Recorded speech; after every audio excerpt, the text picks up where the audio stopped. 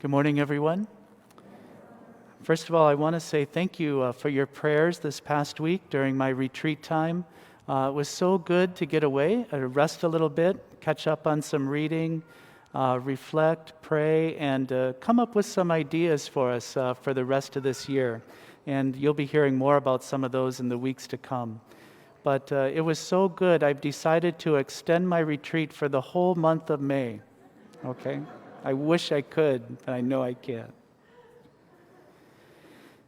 Today's feast of the Ascension of the Lord represents not only a transition in the life of Jesus, the ascension of his risen and glorified body to the right hand of the Father, but it's also a transition, a turning point, and a new time in the life of his disciples. Jesus is now passing the baton to his disciples and incorporating them, and by extension, each of us, into his saving mission. What Jesus did in his physical body on earth, we are now called to do as his spiritual body, the church. I've always liked how this feast of the Ascension lines up with other events in this time of year, namely confirmations. Many weddings are scheduled, graduations, new ministry assignments for priests and religious. These are all different kinds of transitions. They are happy and exciting times. They are all about the future, and there's a freshness and a new energy that surrounds them. And each of them involves a variation of that mission that Jesus gave to us. In the gospel today, before he ascends into heaven, Jesus tells his disciples, "Go into the whole world and proclaim the gospel to every creature." That is the mission. That is why we are here. Go into the whole world and proclaim the gospel to every creature. Notice that this is a command of Jesus. He couldn't be more clear about it. It's not a suggestion or a wish, and he doesn't qualify it. He doesn't say, if you have time, go into the whole world. He doesn't say, if you're not too uncomfortable sharing your faith, go into the whole world. He doesn't say, if there are no risks or consequences for yourself, go into the whole world. Jesus simply says, go. And so we must. It's not for us to equivocate or to bargain or to wait. We must always do what the Lord commands us to do, because that's our greatest happiness. That's our fulfillment. That's the greatest joy we can ever achieve, is when we follow his commands. Proclaiming the gospel is not optional for the disciples of Jesus. Now, this mission that Jesus gave to us, it's something that we have to do collectively as a church and also individually as disciples. The mission wasn't just given to bishops and priests and deacons and religious sisters and brothers. It was given to every baptized Christian. So we have to think of this mission as something that we do together as a church, and something that each one of us must take responsibility for in our own lives. Now, as a parish, this means that evangelization always has to be our first priority. The unchurched and the unbelieving should always be on our mind and in our heart. We can't just plan our parish activities the way that we've always done them, or the way that's most convenient for us, but we have to consider what's convenient for someone who doesn't know Christ, what they are looking for, what are their hopes, what are their concerns, what will get their attention, what will they relate to, and how will they understand. Sometimes church people have a hard time understanding that, and they sometimes respond by saying, "Hey, but what about us? We're the ones that are paying all the bills for this mission." And that's what's so amazing. the church is probably the only institution in the world whose primary reason for being is for those who are not already its members. Yes, there are other purposes for the church, for caring for one another, teaching and forming one another in faith, praying together. But we should never forget that our prime directive, our reason for being, is our mission to the unchurched.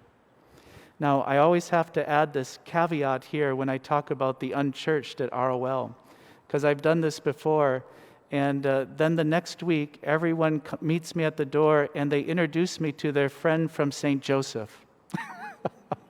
No, we don't want you to bring your friends from St. Joseph. They have a church. We want you to bring people who don't have a church, who don't yet know Christ, who don't yet share our faith. That's harder, I know. Proclaiming the gospel also has to be the mission of every member. In Matthew Kelly's book, Dynamic Catholic, he shares that one of the marks of a truly dynamic, effective, healthy, spiritually alive, and growing Catholic is that they share their faith and they witness to others who do not know Christ. We Catholics have a really hard time with this. We have made our faith so personal and so private that even those who are closest to us, those that we love and care for and maybe share a home with, may not even know about it. Or sometimes we're afraid to try and articulate our faith because we fear that we don't have an adequate understanding and won't find the right words. But I want to tell you, sharing your faith is not hard at all. When you share your faith, all that matters, the only thing that matters, is that you speak from your heart. I've always liked how the New Testament tells us, always be ready to give a reason for your hope. That's what it means to share your faith. Be ready to give a reason for your hope. So let me give you an assignment today. Sometime this week, in your prayer time, I want you to write your elevator speech. In the amount of time it would take you to maybe get 8 floors in an elevator, so just a few sentences, 2 or 3. Write out the reason for your hope, why you trust in Jesus, and the difference that He makes in your life. If you struggle with it, if it's hard to do, that's okay too. That's a good exercise for you to be able to condense it, to articulate it, to formulate it. And then memorize it. And when the time is right, and that's important to remember, when the time is right, share it with a friend, a coworker, a classmate, a spouse, a parent, or a child. You will be surprised at how many opportunities the Lord will give you to share your faith when you are ready to do so. Sharing your faith is the greatest gift that you can give to someone, and it's a gift that they can take with them all the way to heaven. So pray about it, write it out, memorize it, and share it. Finally, as we take our part in Jesus' mission, remember that this work of proclaiming the gospel is not something that we do all on our own. Yes, Jesus will use our lives, our story, our experience, our words, our hurts, our actions.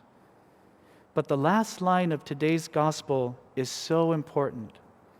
It says this: they went forth and preached everywhere, while the Lord worked with them and confirmed the word through accompanying signs.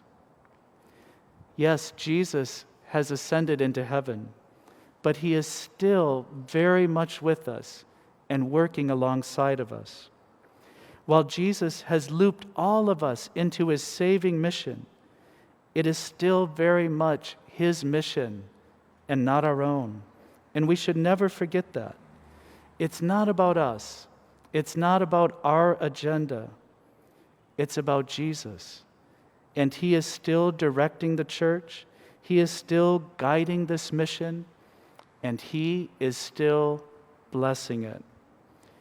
You and I do not have to worry about how it will turn out.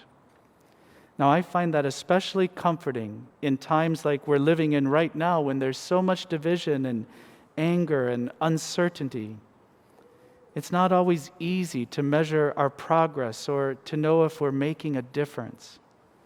But remember that truth. The Lord is working with us. This is his mission. And then he says, he will confirm the word through accompanying signs. Now that's the fun part. It's when you see someone else take a step forward in faith in their life because of Jesus. When you touch someone's heart with the kind or encouraging word because of Jesus. When you pray for someone and you see how the Lord answers that prayer in their life. Your life will be changed too. Your faith will be strengthened, and your love for Jesus will be deepened. Jesus calls us not just to come to him, but to go for him. It's the Great Commission, and it's the great privilege of every disciple.